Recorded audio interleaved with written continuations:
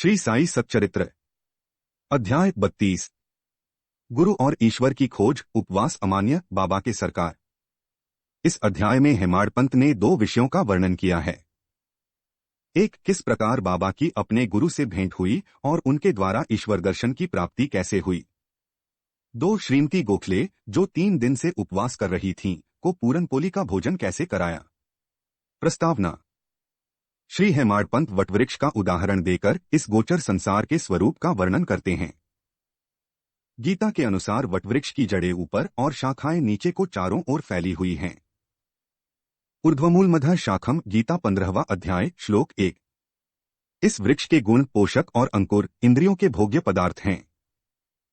जड़ें जिनका कारणीभूत कर्म है वे सृष्टि के मानवों की ओर फैली हुई हैं। इस वृक्ष की रचना बड़ी ही विचित्र है। न तो इसके आकार, उद्गम और अंत का ही भान होता है और न ही इसके आधार का। इस कठोर जड़ वाले संसार रूपी वृक्ष को नष्ट करने के हेतु किसी बाह्य मार्ग का अवलंबन करना अत्यंत आवश्यक है, ताकि इस असार संसार में आवागम से मुक्ति प्राप्त हो। इस पथ पर अग्रसर होने के लिए किसी योग्य दिग्दर्शक गुरु की नितांत आवश्यकता है। चाहे कोई कितना ही विद्वान अथवा वेद और वेदांत में पारंगत क्यों न हो, वह अपने निर्दिष्ट स्थान पर नहीं पहुंच सकता जब तक कि उसकी सहायतार्थ कोई योग्य पथ प्रदर्शक न मिल जाए, जिसके पदचिन्हों का अनुसरण करने से ही मार्ग में मिलने वाले गहवरों, खंदकों तथा हिंसक प्राणियों के भय। श्री साई सच्चरित्र हिंदी संसार यात्रा सुगम तथा कुशलतापूर्वक पूर्ण हो सकती है। इस विषय में बाबा का अनुभव जो उन्होंने स्वयं बतलाया वास्तव में आश्चर्यजनक है। यदि हम उसका ध्यानपूर्वक अनुसरण करें तो हमें निश्चय ही श्रद्धा, भक्ति और मुक्ति प्राप्त होगी। अन्वेषण। एक समय हम 4 सहयोगी मिलकर धार्मिक एवं अन्य पुस्तकों का अध्ययन कर रहे थे। इस प्रकार प्रबुद्ध होकर हम लोग ब्रह्मा के मूल स्वरूप पर विचार करने लगे। एक ने कहा कि हमें स्वयं की ही जागृति करनी चाहिए, दूसरों पर निर्भर रहना हमें उचित नहीं है।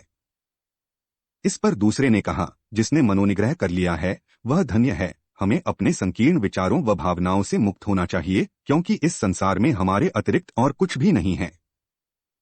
तीसरे ने कहा कि यह संसार सदैव परिवर्तनशील है, केवल निराकार ही शाश्वत है, अतः हमें सत्य और असत्य में विवेक करना चाहिए। तब चौथ स्वयं बाबा ने कहा कि केवल पुस्तकीय ज्ञान से कोई लाभ नहीं, हमें तो अपना कर्तव्य करते रहना चाहिए। दृढ़ विश्वास और पूर्ण निष्ठापूर्वक हमें अपना तन, मन, धन और पंचप्राणादि सर्वव्यापक गुरुदेव को अर्पण कर देने चाहिए। गुरु भगवान है, सबका पालनहार है। इस प्रकार वाद विवाद के उपरांत हम चारों सहयोगी वन में ईश्वर की खोज पर निकले। हम 4 विद्वान बिना किसी से सहायता लिए केवल अपनी स्वतंत्र बुद्धि से ही ईश्वर की खोज करना चाहते थे। मार्ग में हमें एक बंजारा मिला, जिसने हम लोगों से पूछा कि हे सज्जनों, इतनी धूप में आप लोग किस ओर प्रस्थान कर रहे हैं। प्रत्युत्तर में हम लोगों ने कहा कि वन की ओर। उसने पुनः पूछा, कृपया यह तो बतलाइए कि वन की ओर जाने का उद्देश्य क्या है। हम लोगों ने उसे टालमटोल वाला उत्तर दे दिया। हम लोगों को निरुद्देश्य सघन भयानक जंगलों में भटकते देखकर उसे दया आ गई। तब से मुक्त हुआ जा सकता है, और इस विधि से ही उसने अति विनम्र होकर हम लोगों से निवेदन किया कि आप अपनी गुप्त खोज का हेतु चाहे मुझे न बतलाएं, किंतु मैं प्रत्यक्ष देख रहा हूं कि मध्याह्न के प्रचंड मार्तंड की तीव्र किरणों की उष्णता से आपल लोग अधिक कष्ट पा रहे हैं। कृपया यहाँ पर कुछ क्षण विश्राम कर जलपान कर लीजिए। आप लोगों को सहृदय तथा नम्र होना चाहिए। बिना पथ प्रदर्शक के इस अपरिचित भयानक वन में भटकते फिरने से कोई लाभ नहीं है। यदि आप लोगों की तीव्र इच्छा ऐसी ही है तो कृपया किसी योग्य पथ प्रदर्शक को साथ ले लें। उसकी विनम्र प्रार्थना पर ध्यान न देकर हम लोग आगे बढ़े। हम लोगों ने विचार किया कि हम स्वयं ही अपना लक्ष्य प्राप्त करने में समर्थ हैं, तब फिर हमें किसी के सहारे की आवश्यकता नहीं है। जंगल बहुत विशाल और पथहीन था। वृक्ष इतने ऊंचे और घने थे कि सूर्य की किरणों का भी वहां पहुंच सकना कठिन था। परिणाम यह हुआ कि हम मार्ग भूल गए और बहुत समय तक यहाँ वहां भटकते रहे। भाग्यवश हम लोग उसी स्थान पर पुनः जा पहुंचे जहां से पहले प्रस्थान किया था। तब वही बंजारा हमें पुनः मिला और कहने लगा कि अपने चातुर्य पर विश्वास कर आप लोगों को पथ की विस्मृति हो गई है। प्रत्येक कार्य में चाहे वह बड़ा हो या छोटा, मार्गदर्शक आवश्यक है। ईश्वर प्रेरणा के अभाव में सत्पुरुषों से भेंट होना संभव नहीं। भूखे रहकर कोई कार्य पूर्ण नहीं हो सकता। इसलिए यदि कोई आग्रहपूर्वक भोजन के लिए आमंत्रित करे तो उसे अस्वीकार न करो। भोजन तो भगवान का प्रसाद है, उसे ठुकराना उचित नहीं। यदि कोई भोजन के लिए आग्रह करे तो उसे अपनी सफलता का प्रतीक जानो। इतना कहकर उसने भोजन करने का पुनः अनुरोध किया। फिर भी हम लोगों ने उसके अनुरोध की उपेक्षा कर भोजन करना अस्वीकार कर दिया। उसके सरल और गूढ़ उपदेशों की ओर ध्यान दिए बिना ही मेरे 3 साथियों ने आगे प्रस्थान कर दिया।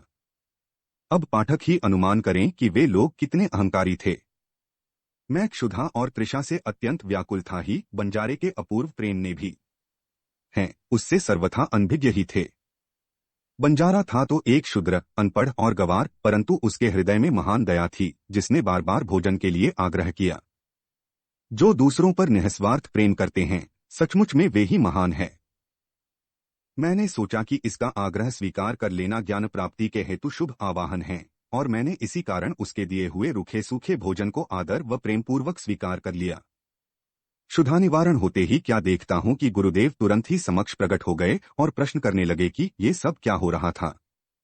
घटित घटना मैंने तुरंत ही उन्हें सुना दी। उन्होंने आश्वासन दिया कि मैं तुम्हारे हृदय की समस्त इच्छाएं पूर्ण कर दूंगा, परंतु जिसका विश्वास मुझ पर होगा, सफलता केवल उसी को प्राप्त होगी। मेरे तीनों सहयोगी तो उनके वचनों पर अविश्वास कर वहां से चले गए। तब मैंने उन्हें आदर सहित प्रणाम किया और उनकी आज्ञा मानना स्वीकार कर लिया। तत्पश्चात वे मुझे एक कुएं के समीप ले गए और रस्सी से मेरे पैर बांधकर मुझे कुएं में उल्टा लटका दिया। मेरा सिर नीचे और पैर ऊपर थे। मेरा सिर जल से लगभग 3 फुट की ऊंचाई पर था। न मैं हाथों के द्वारा जल ही छू सकता था और न मुंह में ही उसके जा सकने की कोई संभावना थी। मुझे इस प्रकार उल्टा लटका कर वे न जाने कहाँ चले गए। लगभग 4-5 घंटों के उपरांत वे लौटे और उन्होंने मुझे शीघ्र ही कुएं से बाहर निकाला। फिर वे मुझसे पूछने लगे कि तुम्हें वहां कैसा अनुभव हो रहा था। मैंने कहा कि मैं परम आनंद का अनुभव कर रहा था। मेरे समान मूर्ख प्राणी भला ऐसे आनंद का वर्णन कैसे कर सकता है। मेरा उत्तर सुनकर मेरे गुरुदेव अत्यंत ही प्रसन्न हुए और उन्होंने मुझे अपने हृदय से लगाकर मेरी सराहना की और मुझे अपने संग ले लिया। एक चिड़िया अपने बच्चों की जितनी सावधानी से लालन पालन करती है, उसी प्रकार उन्होंने मेरा भी पालन किया। उन्होंने मुझे अपनी शाला में स्थान दिया। कितनी सुंदर थी वह शाला। वहां मुझे अपने माता पिता की भी विस्मृति हो गई। मेरे समस्त अन्य आकर्षण दूर हो गए और मैंने सरलतापूर्वक बंधनों से मुझे आकर्षित कर लिया। यद्यपि हम लोग अपने को अत्यंत विद्वान समझते थे, परंतु दया एवं कृपा किसे कहते मुक्ति पाई। मुझे सदा ऐसा ही लगता था कि उनके हृदय से ही चिपके रहकर उनकी ओर निहारा करूं। यदि उनकी भव्य मूर्ति मेरी दृष्टि में न समाती तो मैं अपने को नेत्रहीन होना ही अधिक श्रेयस्कर समझता। ऐसी प्रिय थी वह शाला कि वहां पहुंचकर कोई भी कभी खाली हाथ नहीं लौटा। मेरी समस्त निधि, घर, संपत्ति, माता पिता या क्या कहूं, वे ही मेरे सर्वस्व थे। मेरी इंद्रियां अपने कर्मों को छोड़कर मेरे नेत्रों में केंद्रित हो गईं और मेरे नेत्र उन पर। मेरे लिए तो गुरु ऐसे हो चुके थे कि दिन रात मैं उनके ही ध्यान में निमग्न रहता था। मुझे किसी भी बात की सुध न थी।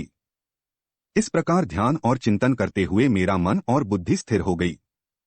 मैं स्तब्ध हो गया और उन्हें मानसिक प्रणाम करने लगा। अन्य और भी आध्यात्मिक केंद्र है जहां एक भिन्न ही दृश्य देखने में आता है। साधक वहां ज्ञान प्राप्त करने को जाता है तथा द्रव्य और समय का अपव्यय करता है। कठोर परिश्रम भी करता है, परंतु अंत में उसे पश्चाताप ही हाथ लगता है। वहां गुरु अपने गुप्त ज्ञान भंडार का अभिमान प्रदर्शित करते हैं और अपने को निष्कलंक बतलाते हैं। वे अपनी पवित्रता और शुद्धता का अभिनय तो करते हैं, परंतु उनके अंतःकरण में दया लेशमात्र भी नहीं होती है।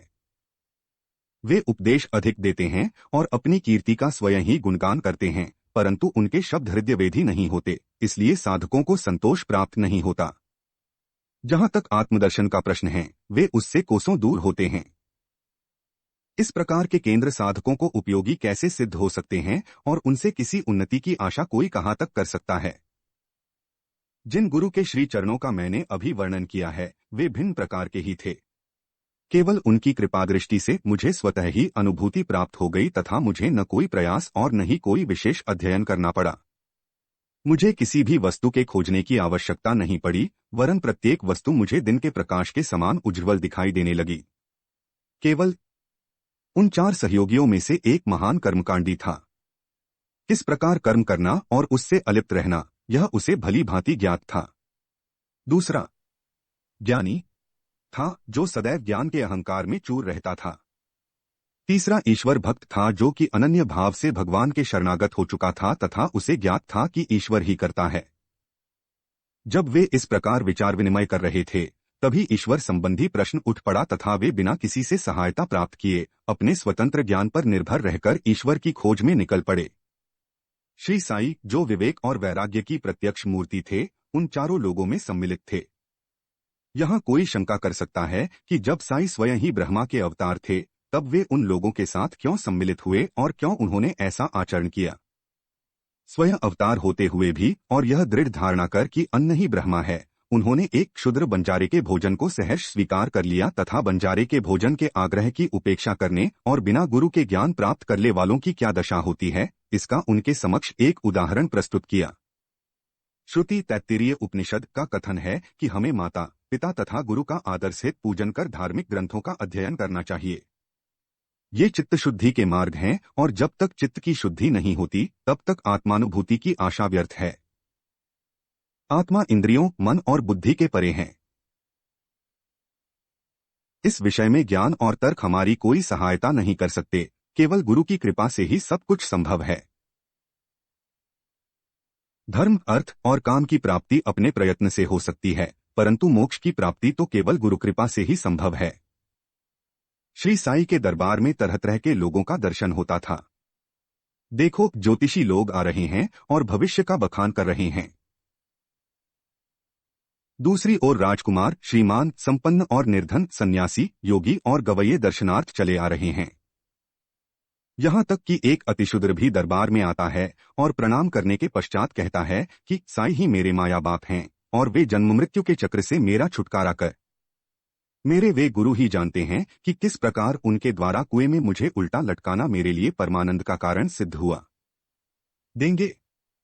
और भी अनेकों तमाशा करने वाले, कीर्तन करने वाले, अंधे, पंगु, नाथपंथी, नर्तक व अन्य मनोरंजन करने वाले दरबार में आते थे, जहां उनका उचित मान किया जाता था और इसी प्रकार उपयुक्त समय पर वह बंजारा भी प्रकट हुआ और जो अभिनय उसे सौंपा गया था, उसने उसको पूर्ण किया। हमारे विचार से कुएं में 4 से 5 घंटे उल्टे लटके रहना इसे सामान्य घटना नहीं समझना चाहिए, क्योंकि ऐसा कोई बिरला ही होगा जो इस प्रकार इनते अधिक समय तक रस्सी से लटकाए जाने पर कष्ट का अनुभव न कर परमानंद का अनुभव करे। इसके विपरीत उसे पीड़ा होने की ही संभावना अधिक है। ऐसा प्रतीत होता है कि समाध्यवस्था का ही यहाँ चित्रण किया गया है। आनंद 2 प्रकार के होते हैं, प्रथम ऐन्द्रिक और द्वितीय आध्यात्मिक। ईश्वर ने हमारी इंद्रियों व तन मन की प्रवृत्तियों की रचना बाह्यमुखी की है, और जब वे इंद्रियां और मन अपने विषय पदार्थों में संलग्न होती हैं, तब हमें इंद्रिय चैतन्यता प्राप्त होती है, न कि परमानंद का।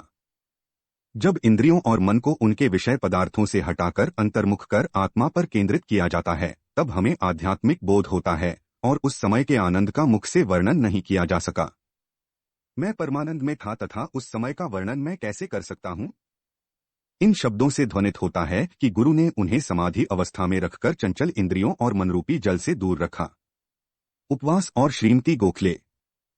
बाबा ने स्वयं कभी उपवास नहीं किया, न ही उन्होंने दूसरों को करने दिया। उपवास करने वालों का मन कभी शांत नहीं रहता, तब उन्हें परमार्थ की प्राप्ति कैसे संभव है? प्रथम आत्मा की तृप्ति होना आवश्यक है। भूखे रहकर ईश्वर की प्राप्ति नहीं हो सकती। यदि शरीर में कुछ अन्न की ऊर्जा न हो तो हम कौन सी आंख से ईश्वर को देखेंगे, किस जिह्वा से उनकी महानता का वर्णन करेंगे और किन कानों से उसका श्रवण करेंगे?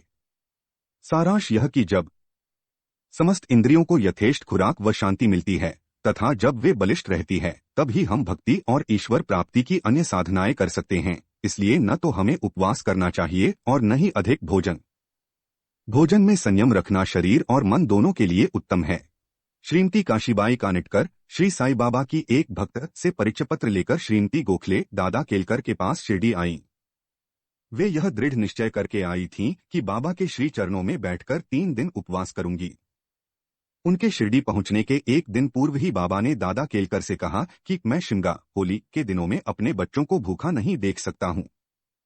यदि उन्हें भूखे रहना पड़ा तो मेरे यहां होने का लाभ ही क्या है। दूसरे दिन जब वह महिला दादा केलकर के साथ मस्जिद में जाकर बाबा के चरणकमलों के समीप बैठी तो तुरंत बाबा ने कहा, उपवास की आवश्यकता ही क्या है। दादा भट्ट के घर जाकर पूरन पोली तैयार करो, अपने बच्चों को खिलाओ और स्वयं खाओ। वे होली के दिन थे और इस समय श्रीमती केलकर मासिक धर्म से थीं। दादा भट्ट के घर में रसोई बनाने के लिए कोई न था और इसलिए बाबा की युक्ति बड़ी सामयिक थी।